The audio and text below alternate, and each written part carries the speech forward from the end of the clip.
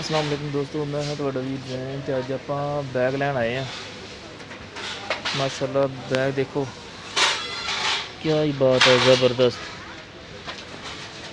इन्हां दीयां कीमतां उत्ते 700 रुपये का बैग है जी माशाल्लाह।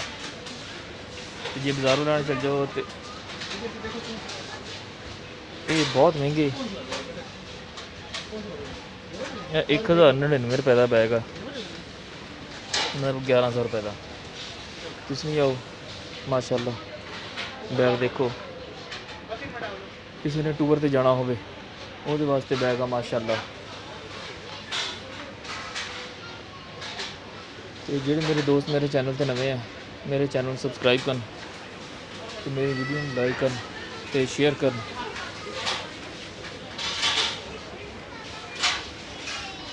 ਇਹ बैग भी जनाब साहब 800 रुपये का वा।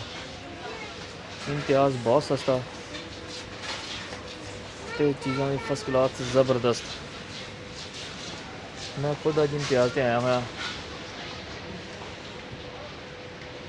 देखते हैं सूरत हाल की बनती है। बैग पसंद करना आए अज। मेरे दिल में तो आही बैग लगा वा, यह ठीक है बैग है जोड़ा।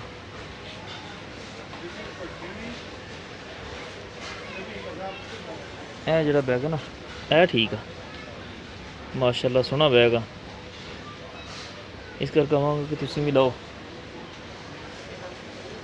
ते तुसीं भी आओ इम्तियाज ते। हर चीज़ सोहनी ते ज़बरदस्त। चलो ठीक है दोस्तों, आपां मिलांगे अगली वीडियो च।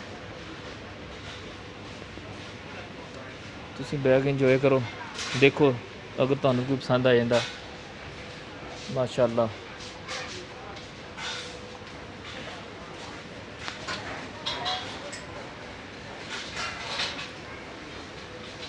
दुनिया आ रही है माशाल्लाह खरीदारी दे।